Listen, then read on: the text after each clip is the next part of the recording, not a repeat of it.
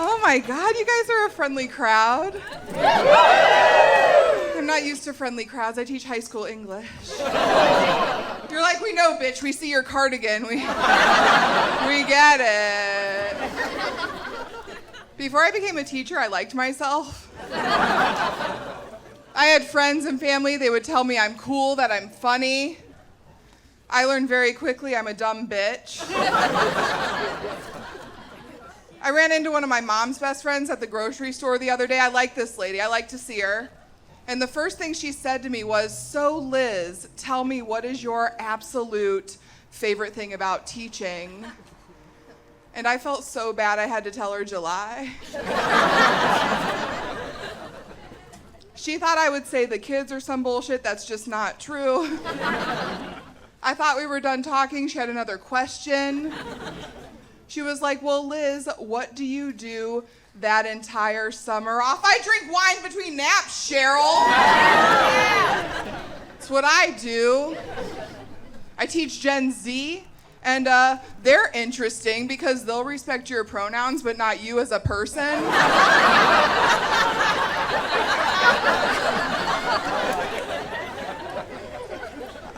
I asked a kid to put his phone away the other day. He told me he was going to find my house and kill me.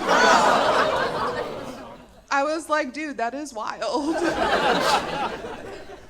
That you think your teacher can just have a house in LA. Like, that's...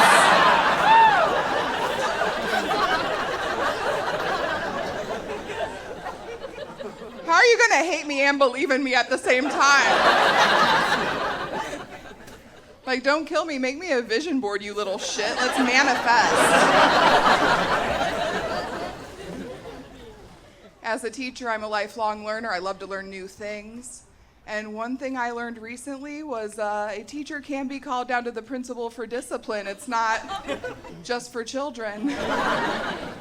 I heard my name over the PA system. I was like, holy shit, I'm getting an award.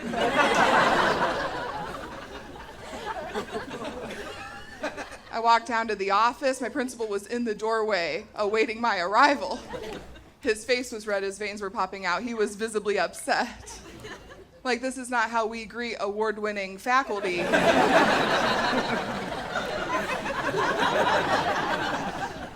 He was like, "Look, Blanc, I like you, but I've had parents calling, emailing all day. 5 have come up to this office unannounced, wanting to discuss your classroom management." I was like, oh my God, what did I even do? And I still don't know the proper protocol if a fight breaks out in my room. I just know I can't cover my coffee and yell "World Star." It's not appropriate, it's not okay. There's a letter in my file that says so.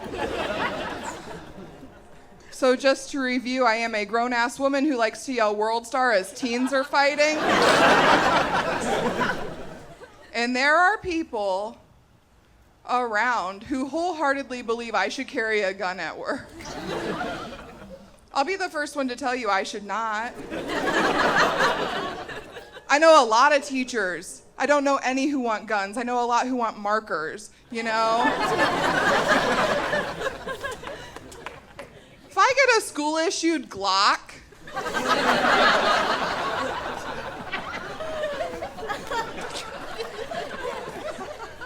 and I'm still buying my own pencils,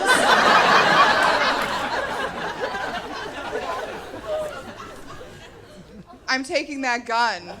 I'm holding up a Staples. I'm getting the shit I need to do my job. I read an article that stated teachers are expanding their role to becoming human shields. False. We did not volunteer as tribute. Not dying for anybody's shitty 17-year-old, I'll tell you that. I'm not a monster, I don't teach little kids, okay? 11th grade English, all my kids are like 16 and up. If something were to happen, I'd evacuate with them, I'd walk with them, I'd try to keep them all safe. Except for Antonio, he called me a bitch last week, I'm tripping him.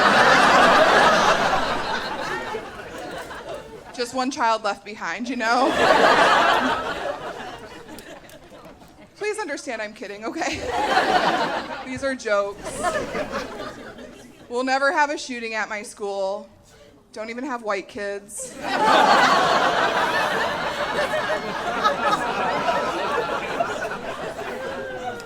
It's not racist, my dad's white.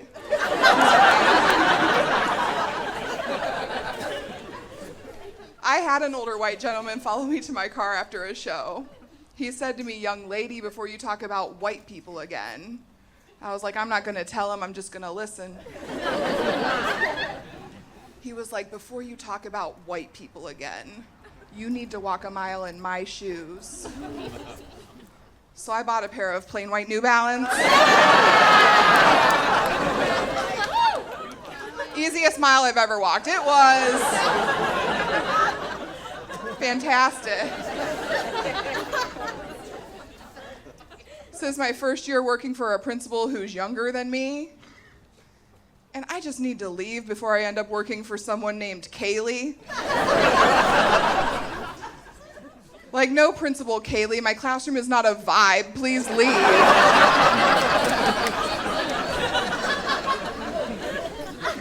My principal's a micromanager, too. Controls everything. He called us all into a meeting the other day and told us we don't use words like kid or student. We call them scholars. I was like, all of them? Because I got a kid who comes in third period every day and calls the hand sanitizer cum repeatedly.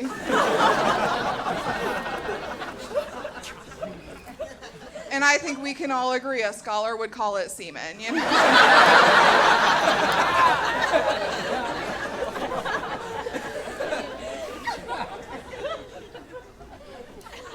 I had a very emotional moment with one of my favorite students the other day. I want to share it with you.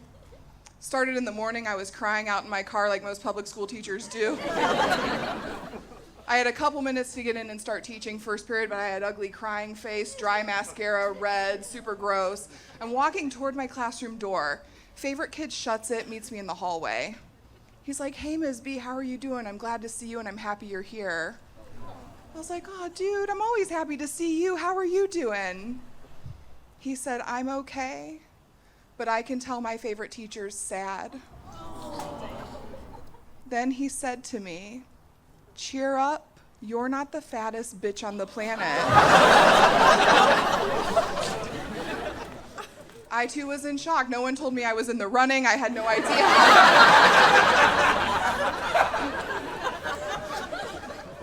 But I was like, "Thank you so much for your compliment." I feel like your heart was in the right place. But I know I'm not the fattest bitch on the planet. I met your mom on conference night.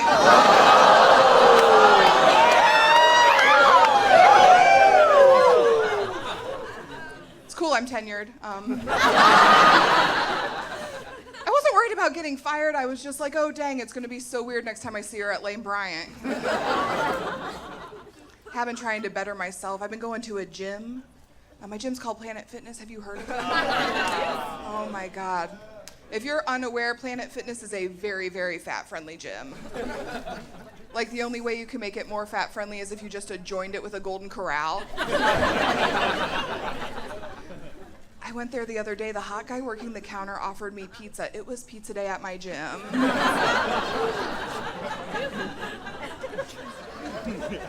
I was like, "No, Chad, no, thank you. I'm here to work out." He was like, no, Liz. You don't understand. You don't get it. You can take a cheat day. It's all about moderation. I was like, no, Chad. Chad, I don't think you get it. I took a cheat decade. That's why I'm here. I went to my chosen elliptical. I wanted to do 45 minutes, was my plan. 5 minutes into my workout, on the giant TV suspended above me, starts playing my 600-pound life. I know, I was like, Planet Fitness, this is good stuff. This is motivational. I get it. Guys, I went 3 more minutes. I was like, fuck it, I'm not the fattest bitch on the planet, and I left. Guys, thank you, you're wonderful. My name's Elon. I'm originally from Denver, Colorado. That's why I sound like this. Thank you. I wanted to be in a gang growing up. All my cousins were in gangs. They were like really tough guys. They were like really cool kids. You know, they were like in Chicago and LA and growing up, and I was like, I want to be in a gang. That sounds neat. And then I got older and I was like, how can you be in a gang in Denver, Colorado? You know, like that doesn't, like how can you do a drive-by on somebody and go for a hike in the same day? Like you can't do those activities, you know? So then I got older, and I tried to overcompensate my like gangster, right? Because this is what I sound like. I know what I sound like. I tried to overcompensate with my gangster. I was driving a car with my best friend, and this car cut us off in traffic, and I said out loud in the car, I was like, oh, geez Louise. And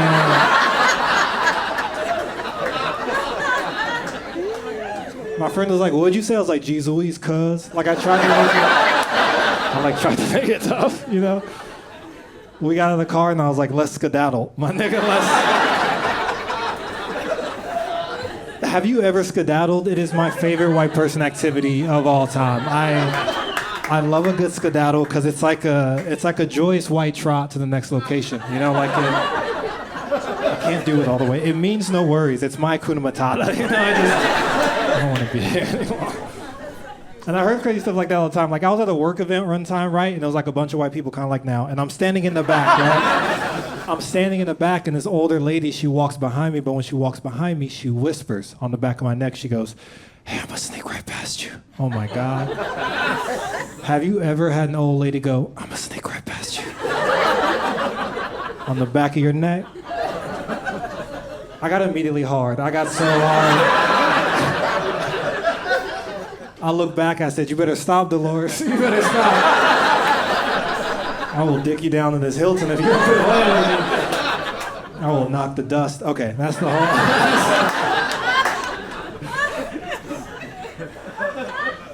I probably shouldn't be allowed to, but I teach kids. I do. Yeah, this country's fucked. I'm a middle school teacher. I'm an environmental science middle school teacher. Right? I used to be a biologist, and then I started teaching middle school. And I love middle schoolers. I don't know if you've been around middle schoolers recently, whether legally or illegally, but they are not good people, right? They're good kids, but they're bad people. Like I was walking in the hallway one day, right? And one of my students said to my other student, she goes, hey, what are your pronouns? And this other kid goes, he, him. And she just goes, nah, you a bitch. And just walks.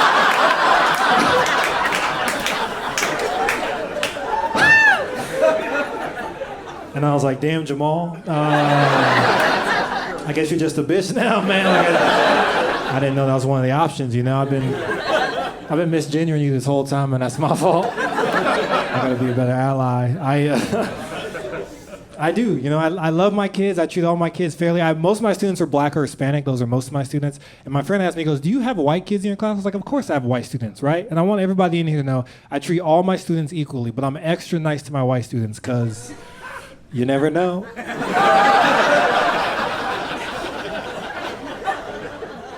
All right, some of you acting like you don't know statistics, and that's fine. That's cool. No, it's me. It's just me.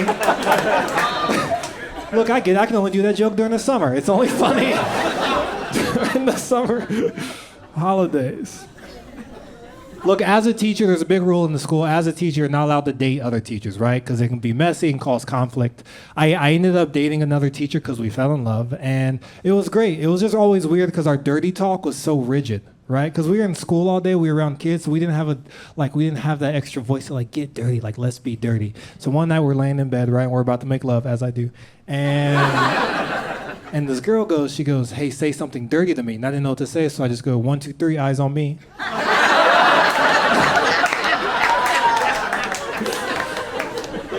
Then I hit her with this. I said, shh. If you don't know what this is called the quiet coyote. But I forgot because we were having sex, so I called it the wet wolf, which is somehow way worse than the quiet coyote. That's fine. That's fine. It's good. I do care about our planet. You know, I care about climate change a lot. People don't ever expect me to care about climate change. One time this guy asked me, he goes, do you care about climate change more or do you care about racism more? And I was like, I'm just here to get my oil changed. I don't know why either of those matter.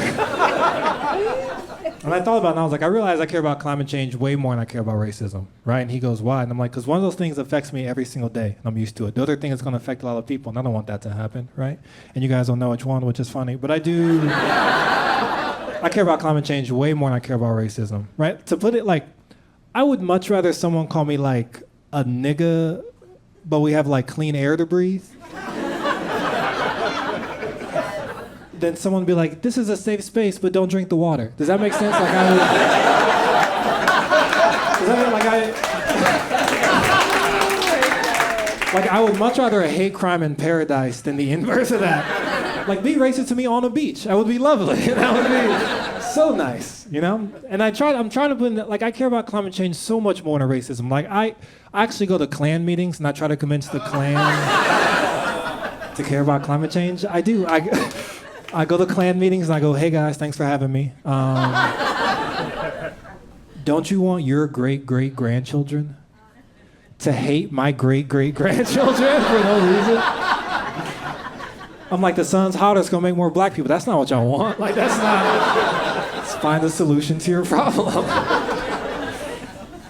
I'm trying, no? You know, I'm trying. I didn't always want to be a wildlife biologist. When I was younger, I wanted to be an aquatic biologist, right? Or as my cousin called me, a water nigga. I really wanted to be, yeah, he called me a water nigga like I was a Pokemon. You know, like, he would go into a fight and be like, water nigga. I'd be like, ah! And I'd jump out and... I wanted to be an aquatic biologist because I saw the movie Nemo when I was younger, right? And you know that scene in Nemo when they're like bouncing on the jellyfish? I saw that scene and I was like, that's incredible. I want to study jellyfish. I want to learn about jellyfish. So I got older and I studied jellyfish and I found out, you guys know the theory, what happens when you get stung by a jellyfish? What are you supposed to do? Pee on it. That's actually not true, right? You guys are a bunch of freaks. Peeing on it can actually make it worse, but I love the guy who came up with that theory. He's the #1 jelly scientist in the world. He came up with the theory that if you get stung by a jellyfish, you should pee on it. But now experts are saying that can actually make it a lot worse. But I love that this guy had 2 passions in his life, right? He really loved jellyfish, and he really liked to get peed on. And he was like, how do I combine my 2 passions in the world, right? If only we could all be so lucky with our dreams, right? And so one day he's sitting in the lab, and they run in, they go, Mark, this kid got stung by a jellyfish, what do we do? And he goes, I think you should pee on it. And they're like, bro, why are you hard? Why are you hard right now? And he's like, because I really love jellyfish, dog. I really love it. Now let's turn on this R. Kelly and let's save this boy's life, you know? That joke is actually called R. Jelly. That's the whole joke. You don't have to laugh at that. I do get really nervous before shows, so something I like to do is I take my dog to the dog park. And recently I took my dog to the dog park, and this girl asked, she goes, oh, he's a emotional support dog. And I was like, yeah, I registered to be an emotional support dog. Did you guys know you can register your dog to be an emotional support animal? It takes like 20 minutes online. Like you don't have to have the shakes or nothing. And I took a road trip down to Texas one time, and this guy at the hotel, I checked into this hotel, and this guy at the hotel was like, hey man, you can't have dogs here. And I was like, no, you know, he's my service dog. He's doing me a service. And the guy walks behind the counter, looks at my dog, and just goes, thank you for your service. And I was like, that's not what that means at all. My name's Ian Strowman. Thank you guys so much. I am just going to tell you guys a little bit about myself. That's what I do in my comedy. Do we have any teachers here? Make some noise, yeah? I am a teacher in the daytime. You're a teacher, sir? Yeah. What's your name and what do you teach? Vaughn, Spanish. Okay, Vaughn. Anybody else teach? All right, give it up for Vaughn. And I'm going to show you guys a magic trick. All right? Because Vaughn is a teacher, I'm a teacher, we have the same heart. If you guys aren't teachers, you probably don't know this, but every teacher wants every non-teacher to know from the bottom of our hearts, fuck these kids. Fuck each and every one of your fucking kids. If you're on the fence, do not have any fucking children. Please stop, okay? They're not the future, they're not anything. I went back to school to get my law degree because thank you, because I believe that children need to be prosecuted to the fullest extent of the law. I taught Kindergarten. For 12 years. I'm from Chicago. I taught up in the northern suburbs of Chicago. I taught like in an all-white school. All my students were white. Taught there for like 12 years, right? After the pandemic, I quit, and I was just like, I can't take it anymore. But I got bored, so I went back. But I'm like, if I go back, it has to be totally different. So now I'm substituting in high schools on the south side of Chicago. Yeah, y'all in Ohio know that's fucking different, right? Because the first day of class when I walked in, I was subbing sophomores. This boy came in, and he was like, hell yeah, I just passed the driver's ed exam, right? And a boy came in behind him and was like, you don't need no car to fuck these hoes. I was like, oh my God. Darius, what the fuck, right? He was like, I caught 22 hoes on foot. I was like, oh my God. The price of pussy has dropped. What the fuck, right? Another thing I love, because like I said, I always worked with little white kids. I'm working with all teenage black kids. Black kids come up with the best slang terms, right? I can figure out what any slang term means, except if you use it the right way. Like if you use it in the right context, I can figure it out. But I don't know if you guys know this. Teenagers are taking slang terms, like I'm 40, they're taking slang terms that I used as a teenager, and they're flipping them to make them mean something else, right? I'll give you two examples. One, I don't know if you guys, there's a couple black people here, but do you guys know what a bust down is? Okay, a bust down is a hoe. It's a slut, right? It's a really derogatory term. Today, a bust down is a middle part wig. Look at the shock at everybody's faces. That's me when I was in class and these two girls were like, girl, I just paid $300 for this bust down. I was like, what? Where? Where the fuck you find a $300 hose at, right?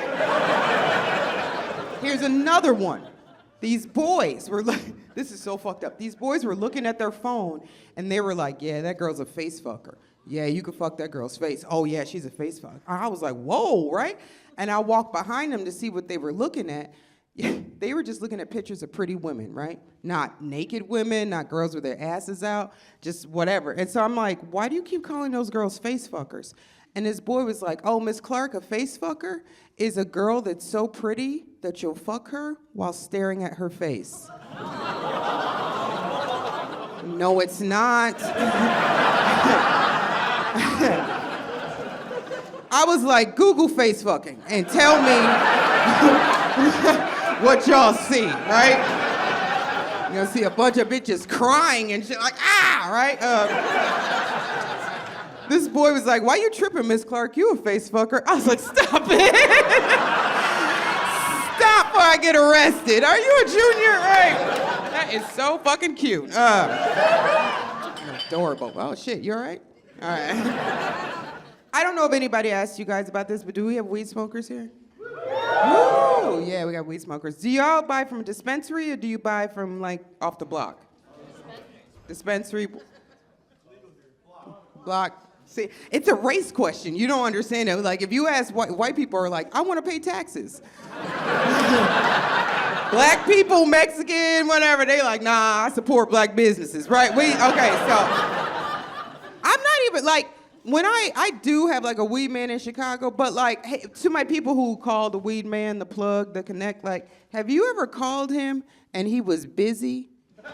And he pissed you off. Like, I called the weed man before I came out here, and I'm like, oh, I need some weed. I'm going out to Ohio. He was like, oh, I'm sorry. I'm at the park with my sons. I was like, sir, get the fuck back on the block. Like, I don't give a fuck about your kids.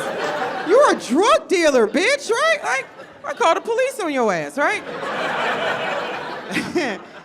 And, like, I'm not even, like, I know people are like, oh, I smoke blunts. I can, like, if I smoked an entire blunt by myself, y'all would never see me again, ever. I'd take off running like Forrest Gump, right? Like I'm a 2-puffer, 4-puff, like, that's it. And then I become, like, the question lady and shit. Like, because I think I'm dead, so I have to interact with people. And if they're not paying attention, I have to keep asking, like, and I will would you rather you to death. Like, I'll be like, would you rather have a dick in the center of your chest or on the bottom of your foot? Like, I can't stop, right? Like, my boyfriend smokes so much weed, and like I was with, I had an epiphany last weekend. This is my epiphany.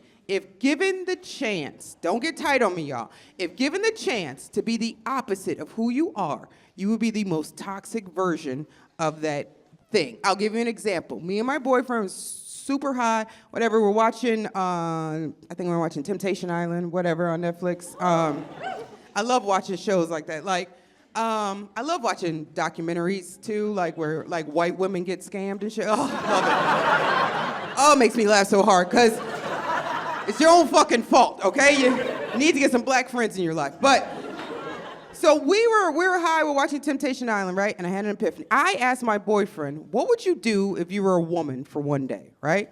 And he's like, what are you talking about? I'm like, you have your brain, right? Outside, you're a bad bitch. You got titties, ass for days, whatever, you know? I'm like, what would you do? He's like, shit. Stand on the block. I was like, wait, what? Right?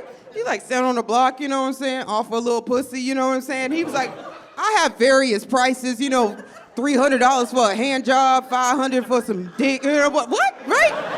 He like, I'll probably even go over to where the Cubs play at. I was like, you stand in front of Wrigley Field selling pussy, right? Are you crazy? He was like, okay, what would you do if you was a man? I was like, shit, drive around looking for your whole ass. Try to get my dick sucked, you fucking bust down, right? Goddamn bust down. I'm gonna tell y'all a little bit something else about my life. Yeah, I'm in a relationship. That's blah. All right, is anybody in a relationship here? Make some noise, ladies. Ladies, I want you to clap if you've lived with your significant other for like longer than 2 years. Okay, keep clapping if you've made it past 3. You see how the energy shifted? They hate you. Every woman in here who's lived with a man has woken up in the middle of the night and looked at that man sleeping and thought to yourself, I should smack the fuck out of him right now. Oh, what woke you up, baby? You had a dream? All right. You had a dream about them pigeons again, right? All right, I'm gonna leave you guys with this story. I'm from Chicago. Do we have people who grew up in the 80s here? Yeah, okay. I have a famous father. My dad is Mr. T. Yeah, Mohawk gold chain. Most people think I'm lying when I say that, but I'm like, why would I pick him? Like, who the fuck is lying about Mr. T, right? And I grew up in the 80s and 90s, so either everyone believed me or no one believed me. Like, there was no in between. I grew up in a very wealthy neighborhood, so everybody believed me there, because they were like, why the fuck else is your black ass here, right? Like, well, when I was a kid, we lived on the south side of Chicago, and like, I get it. Like, I'm a black girl at an all-black school, and I'm trying to explain to my friends that the reason why they've never seen my dad before is because he's doing WrestleMania with Hulk Hogan, right? Like, everybody was like, shut the fuck up, Erica, right? And those were the teachers, right? So I got this complex, and this is for real. My friends will tell you, or like people I meet. If I'm on stage, I'll talk about my dad, but I never tell people like who my dad is or like stuff I've seen, because no one ever believes me, and they like really don't. Like, I will give you an example, like, because like when I was in kindergarten, first grade, like kids kind of like ostracized me and wouldn't talk to me because I was like little lion ass Erica, you know, like they didn't believe me. And so this one weekend, all right, I'm telling you guys this, don't tell anybody the story, but this one weekend, went to this WrestleMania event with my dad, and he was partners with Hulk Hogan, right? And my dad, it was the first time I was seeing wrestling live, right? So my dad's like, don't worry about it, it's fake. He's telling me, I have a sister who's 8 years older than me. He's like, oh, don't worry about it, it's all fake, whatever, blah, blah. And he's in this wrestling match with this guy named Roddy Piper. Do you guys know who that is? Okay. And it's another dude or whatever, right? So my dad gets into the ring, and immediately Roddy Piper flips my dad in a way, and he cracks my dad's ribs, right? So my dad has to go to the emergency room, right? So me and my sister are crying, whatever. They take my dad to the ER. They bring him back he comes back to the hotel room. He's all bandaged up. And like Hulk Hogan's in our hotel room, and Hulk Hogan's doing like lines of cocaine, right? And he still has the yellow shorts on, right? And And he's like, T, I'm gonna fuck him up when I see you. I swear to God, I'm gonna fuck him up. And my dad's just like, oh God, my ribs hurt so badly, right? And then there's a knock at the door, and it was Rowdy Roddy Piper, right? And he goes, hey, T, I'm real sorry about what happened. And Hulk Hogan's like, fuck that, and grabs Rowdy Roddy Piper and brings him into the hotel room, throws him against the wall, smashes the mirror. They're beating him. My dad's trying to break it up. Hulk Hogan's wife, Linda's there, and she's like, Terry, stop, right? And I'm like, wow, I didn't know that was his name, right? So, and my mom is trying to make my dad stop, and they're just beating, and all this stuff is flipped over and shit like that. Me and my sister are crying, and then we get on a plane. We come back to Chicago. I go to class. We're sitting in a sharing circle, and the teacher's like, what'd you do this weekend? And I was like, not a fucking thing. All right, I was Erica Clark. Thanks. Bye. I'm happy to be here. I have a question for the ladies. Ladies. Okay, 3 ladies. Ladies, have you ever been sitting next to a man? And he puts a hand on your leg? And he says, do you ever shave? And you say, if you think that's fun, you should check out my crotch. And he says, you will never find love. And that man is your dad? Or is it just me, North? Okay, fine. Sir, this is being taped. You want to be famous for humiliating me? I will fucking destroy you and those hoop earrings you're wearing. Your Mike's Hard Lemonade. Are you 18? Get it. Grow up. Anna Modelo's. I'm 22. Can we get him removed, please?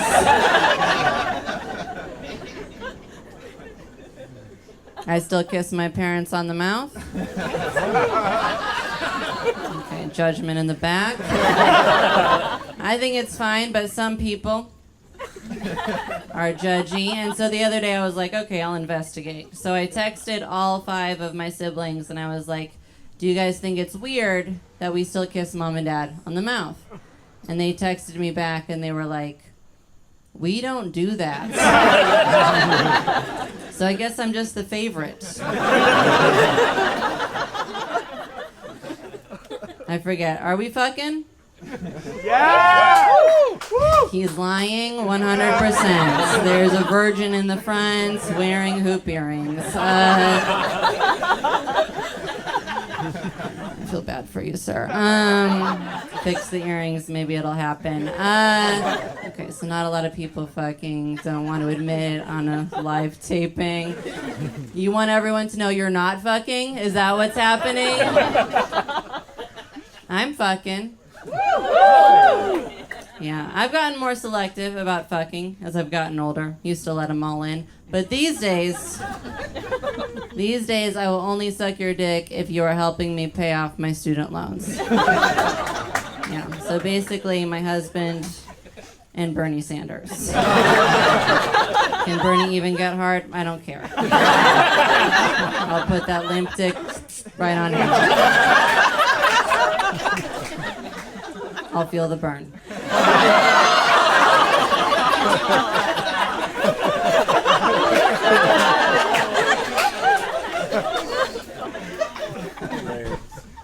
I'm a mom.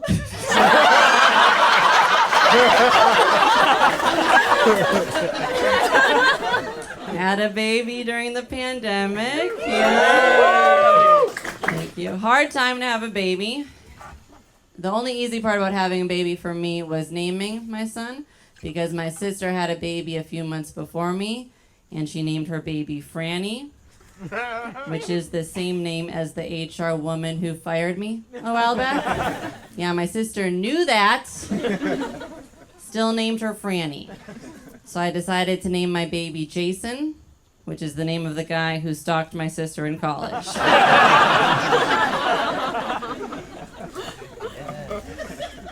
Do we have any other moms in here? One. All right. That's fine. So fun fact for all the non-moms in the crowd. Non-moms, did you guys know that for a woman to get pregnant, She does not have to come. Crazy, right? Hey, mom in the back. When you got pregnant, did you come? Probably not, folks. We got... Probably not. Is that the dad? Thank God. Thank fucking Christ, sir. Yeah, that's fine. I didn't come either. My husband did offer, but I was like, I'm tired and I want to watch Great British Baking Show, so gonna pass. But I feel like women should have to come in order to get pregnant. 2 nods. Okay. If women had to come in order to get pregnant, teen pregnancy would be over. Those 16-year-olds are not coming. They are not coming until their second husband.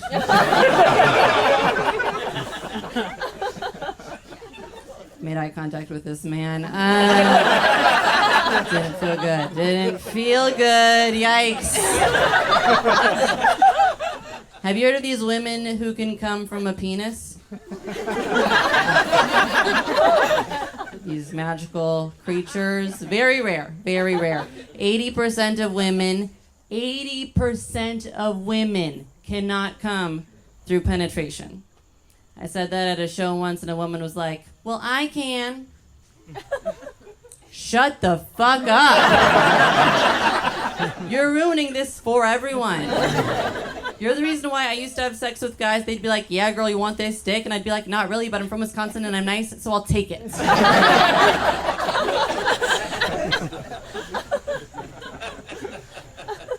You guys pissed about Roe v. Wade? Hell yeah. Yeah, this guy doesn't fucking care. I'm pissed. But my parents are pro-life, so they're not pissed. And they're wrong. I love them, but they're wrong. And I do get it, though. They think that abortion is murder. I just think that murder is when you kill a person, and a fetus is a clump of cells. Yeah. Great. Yeah. I don't even think my baby is a person. Keep clapping. Keep clapping. The other day, my baby ate dirt off the floor. I let him. He's not a person. He sleeps in a cage. If I didn't stop him, he would put his shit through his hair, okay? He is not a person. I love my baby. I would never hurt him. Kill him. But I do think I should be allowed to, okay? Up until a certain point. Not forever, just up until a certain point. Like, if I point the gun and he's like, don't shoot, I won't.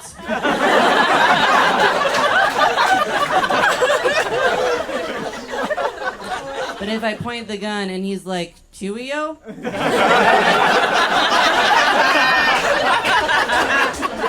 Bye-bye.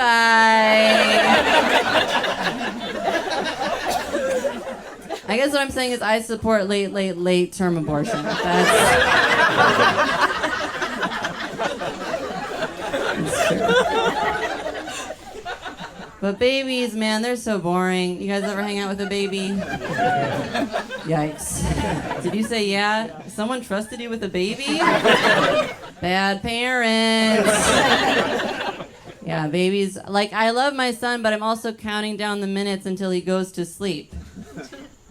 Do you really love someone if you prefer them to be unconscious? And I don't get these people that post about their babies on Instagram. You see these people? You mute them, right? You mute them so fast. Ethan is 6 months old today. He loves burping, bananas, and being thrown in the air. Who doesn't, Ethan? I want people to post about their teenagers. Grant is 13 years old today. He loves Jordans, dabbing, cheating on every quiz he takes. And last week he got suspended for calling a girl a pig-faced bitch. That is fun, okay? That's why I became a mom. But babies, yeah, they're boring. And I was telling that to a mom friend, and she was like, well, you gotta get high. She's like, you get high, you're gonna love hanging out with your kid. And folks, I'm gonna give it a try. I am. And so the other day I got just a little high. just a little bit. And I got a stack of books, set them down on the couch, put my son on my lap, and we read If You Give a Mouse a Cookie. Usually I hate this book. Why would you encourage children to feed rodents? It's dumb. But this time I have an open mind. And I'm like, okay, let's see what this mouse has to say. Let's bring him in the house. Oh, he makes a mess, but he cleans it up. He paints a picture. It's beautiful. This mouse is an artist. He is just like us. And I look down at my lap at my son, and he is gone.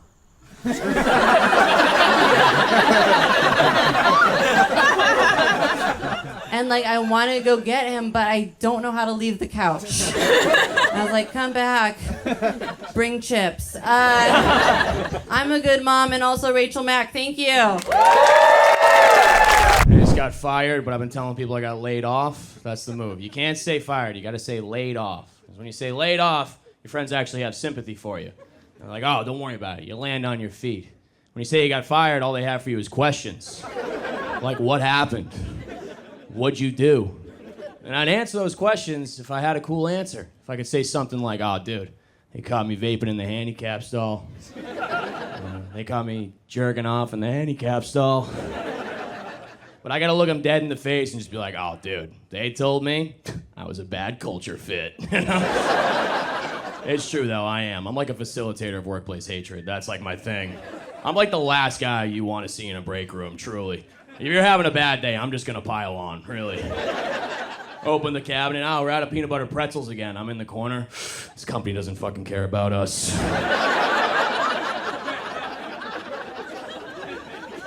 Look, I can't be the only person that actively roots against their company to fail, right? Look, paycheck is nice and all, but wouldn't you just like to see it all burn? It's a startup. Who would miss it, right? I don't know, I had to check out my resume for the first time in a while. You ever look at an old resume and just marvel at the lies? Bold, italics, lies. It's all. I had a line in there that said, entrepreneur. Like, yeah, I used to sell Adderall. Like, what do we... And I don't feel bad talking about that either, because I don't think you can overdose on Adderall. Like, I don't know if that's true or not, but I'm not like a doctor or a reliable guy. I've just never seen an episode of CSI where they walk into a dead guy's place like, must have been an extended release. Oh, this guy's chores are done. I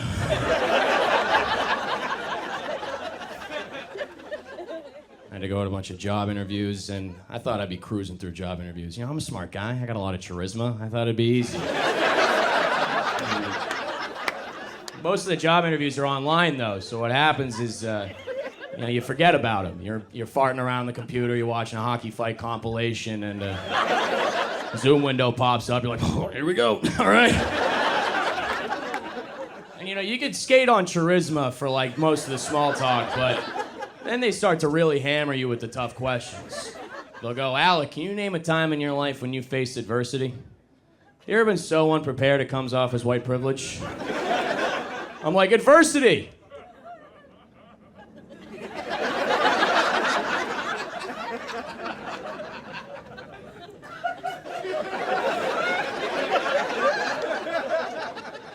And then you slam the screen shut and blame the Wi-Fi. That's the move. Would you want me to wait and be like, oh, this one time at sailing camp, there wasn't any wind. Like, I'm gonna blame the Wi-Fi. I got a temporary job right now. I'm a substitute teacher.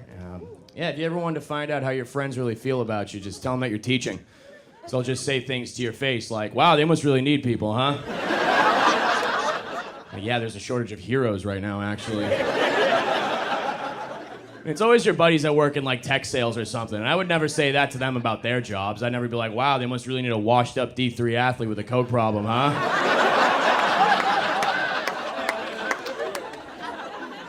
I'm doing my best for these kids, okay? I'm trying. I'm an educator. It is tough. I did a whole lesson on apostrophes the other day. I think it was all wrong. I think the whole thing was wrong. They're asking me, like, how do I know if it's possessive? I'll sound it out. I don't know. Good part about being a sub, though, for the most part, your job is just throwing on a movie and then watching the first half of that movie 6 times in a row during the day. By the time you get to 7th period, you're like, look, kids, we're starting Mulan from the middle, okay? I gotta find out this bitch defeats the Huns. I'm losing my mind. And I don't like that word sub either. I think that's very demeaning to me, okay? In my classroom, I am not a sub. I am the dom, all right? You'll find out everything about your life on the internet almost instantly. Remember when we were growing up and we thought all of our teachers just lived at the school? Now I'll be in the middle of a lesson, some kid will pull up his phone and just be like, damn, mister, you live in a bad part of town. I had some kid comment on a comedy promo of me and he just said, your ass. I was like, Eric, this needs an apostrophe, dude. Come on.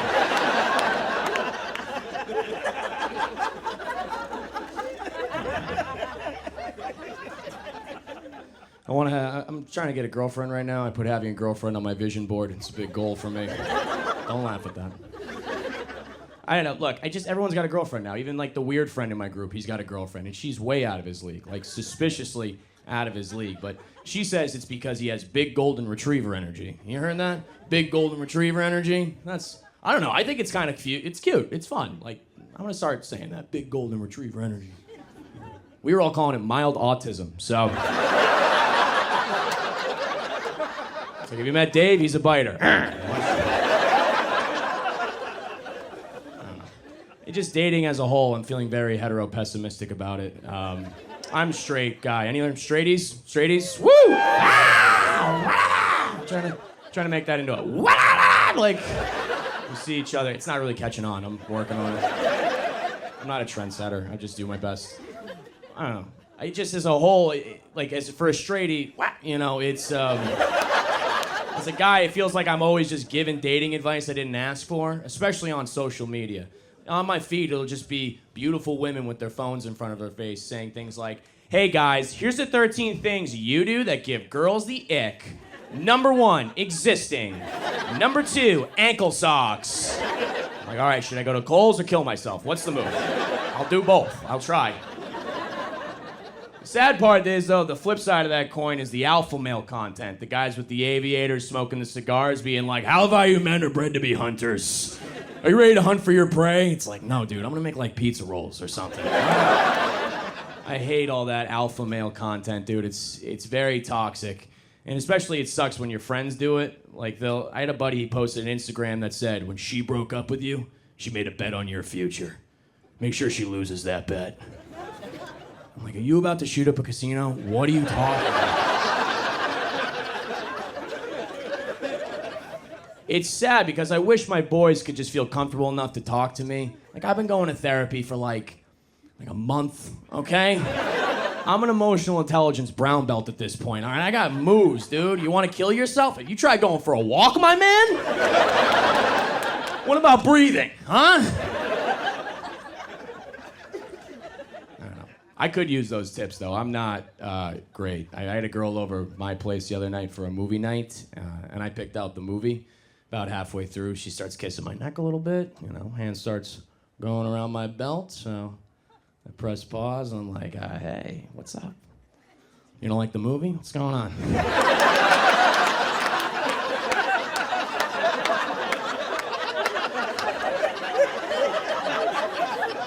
I know you want to Netflix and chill. This is HBO Max and pay attention right now. Okay?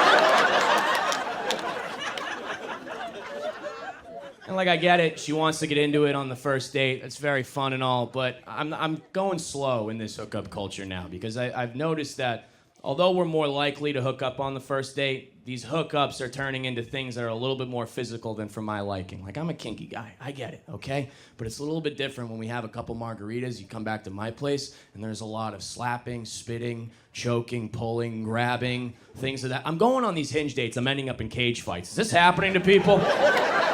I'm wearing a condom and a mouth guard. I'm not having fun anymore. I'm kidding. I'm just wearing a mouth guard. Come on, Ryan. Ah, come on, give me that. He doesn't want any part of it, but play along. And look, we're all kinky people, right? I like being kinky. That's very fun. But there's a difference between being kinky and being open hand slapped in the face when you don't see it coming, okay? She's riding you cowgirl and just whack! You like that? I'm like, yeah, that was hot. Give me a second, my eyes are coming.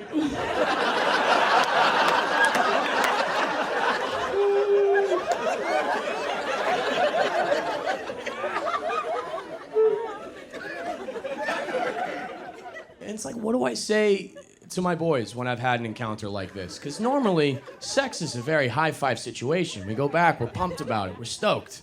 But what do I talk about when I've had an encounter and I feel like I've been embarrassed and I feel used and I feel dirty? I'm like, yeah, dude, went back with the girl from the bar last night. Uh-huh. Yeah? Well, let me tell you, my man, I could use a hug. All right, guys, that's been my time. Thank you very much.